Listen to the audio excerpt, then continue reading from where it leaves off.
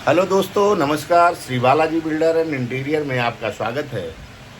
हम पहले की तरह एक नए वीडियो लाए हैं आपके लिए, एक नए टॉपिक पे, जिस पे कि मैं आज बात करना चाहूँगा आपके सिविल कंस्ट्रक्शन को लेकर के, जो कि मार्केट में लोगों के पास समय नहीं है काम कराने के लिए। जिससे कि लोग करते क्या है कि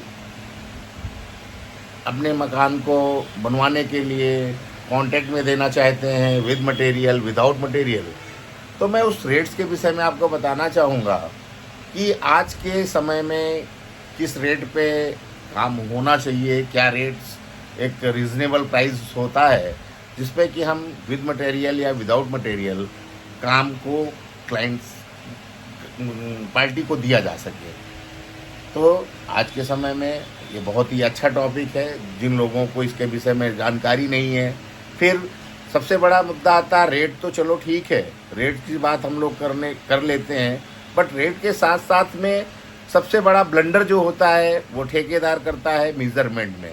आपसे बताएगा कुछ, बाद में करेगा कुछ, तो वहाँ पे प्रॉब्लम्स बहुत ज़्यादा होती है। और हमारा जो अमाउंट होता है, जो हम लोग इमेजिन किए होते हैं कि हमारा एस्टीमेट इतना है, और लास्ट में जा कर के वो एस्टीमेट हमारा डबल और ट्रिपल हो जाता है। तो मैं बताना चाहूँगा कि बहुत सी जगह में सपोज दैट आज का जो मैं अगर रेट की बात करूँ तो विदाउट मटेरियल सबसे पहले मैं बात करता हूँ, तो विदाउट मटेरियल का जो स्टार्टिंग प्राइस है वो 200 रुपये स्क्वायर फीट से लेकर के 250 रुपये स्क्वायर फीट तक मार्केट में चल रहा है। और कुछ जगहों पे मैं बात करता हूँ तो वहाँ पे 160 रुपये से स्टार्ट करते हैं और उसको 180-90 रुपये तक लेके जाते हैं। बट मैं बताना चाहूँगा आपको इन दोनों के रेट में क्या डिफरेंसेस हैं जो कि कॉन्ट्रैक्टर आपके साथ ब्लंडर करता है। तो मैं आपको बताऊँगा कि सबसे पहले जो आपको 160, 170 और 180 रुपये के रेट देते हैं, उसमें उनके मेजरमेंट्स करने के तरीके अलग अलग होते हैं। वो आपसे बताएगा कि मैं 165 रुपये में ले रहा हूँ, बट आपसे ये नहीं बताएगा कि मैं मेजरमेंट कैसे करूँगा। मेजरमेंट की बात आएगी, आपसे कहेगा वो मैं बीम नापूंगा, मैं जीना नापूंगा, मैं ये नापूंगा। तो फिर वहाँ पे क्या होता है कि जो आपकी साइट होती है वो सपोज दैट अगर आपकी साइट 1000 स्क्वायर फीट है, तो आफ्टर बीम मेजरमेंट या अदर मेजरमेंट्स करने के बाद वो साइट आपकी पहुँच जाती है 1500-1600 स्क्वायर फीट। अब आप समझ सकते हैं कि 1000 स्क्वायर फीट की साइट का मेजरमेंट आपको 1600 स्क्वायर फीट मेजरमेंट दे रहा है। और अगर आप इसको कैलकुलेशन करोगे तो वो रेट आपका 200 प्लस चला जाएगा। बट अगर हम बात करते हैं जो नॉर्मली रेट्स चलते हैं, अगर 200 रुपये, 220 रुपये, 230 रुपये, तो इसमें जो मेजरमेंट का प्रोसेस होता है वो आपके छत का मेजरमेंट करेगा। और छत के मेजरमेंट पे जहाँ पे आपका जो एरिया ओपन होगा, जिस एरिया पे स्लैब नहीं होगी, वो एरिया लेस कर दिया जाएगा।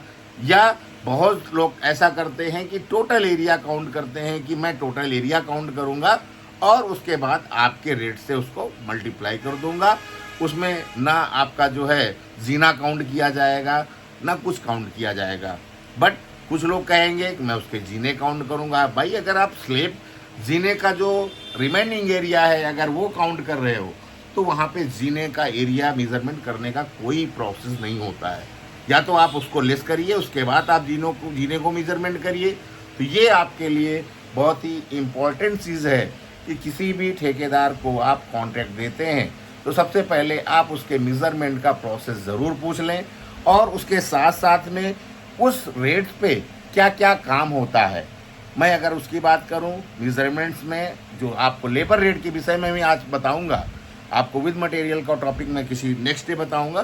तो इस विदाउट मटेरियल की बात करता हूं, तो उसमें जो आपका वर्क की बात करूं मैं, तो प्लेन से लेकर के जो भी हमारा स्ट्रक्चर तक का जो काम आएगा, स्ट्रक्चर से लेकर के प्लास्टर, और प्लास्टर से लेकर के जो पैराफिट वगैरह होगी, पैराफिट आपकी काउंटेबल होगी, वो मेज़रमेंट की जाएगी।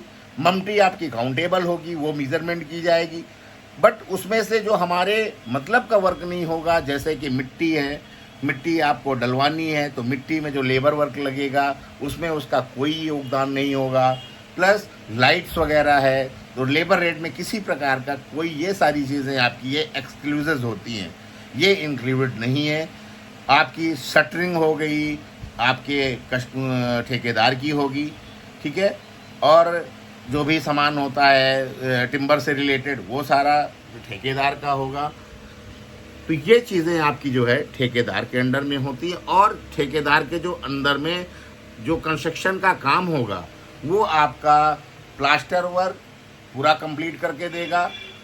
टाइल्स नहीं लगाएगा, टाइल्स और प्लम्बर का वर्क, इलेक्ट्रिकल का वर्क, ये सारे काम एक्सक्लूडेड होंगे, मींस ये काम उसमें इंक्लूड नहीं होंगे। ये काम आपके अलग से आपको कराने पड़ेंगे। बस उसका काम होगा कि आपको एक ढांचा तैयार करके देगा।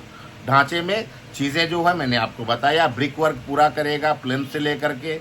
अब आपसे क्या बात हुई है, क्या नहीं बात हुई है, आपका स्ट्रक्चर में सरिया कितना लग रहा है, सारा सरिया की कटिंग, मोल्डिंग, शटरिंग सब चीज़ करने के बाद में नीचे की जो फर्श होगी, फर्श को वो कच्चा करके, कच्चा करने का मतलब होता है M15 या M10 का मटेरियल जो होता है, 148 का PCC लेवल का मटेरियल, वो आपका मिट्टी कंपैक्ट करके बोल्डर डाल करके वो एक मसाला आपका एक लेयर PCC की डालेगा, जिसके ऊपर हम आगे या तो हम टाइल्स लगाना चाहें या कुछ भी बनाना चाहें तो उसके लिए फिर हमें एक अलग से सैंड की लेयर डाल करके वो प्रोसेस मुझे करना पड़ेगा।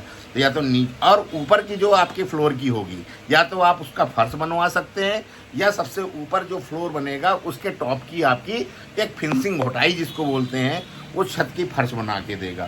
तो ये आपका लेबर रेट का रेट है, और इसमें क्या क्या वर्क्स होते हैं वो मैंने आपको बताया। अगर किसी को और कुछ जानकारी लेनी हो तो मेरे दिए गए नंबर पे आप संपर्क कर सकते हैं या मुझे DM कर सकते हैं। Thank you.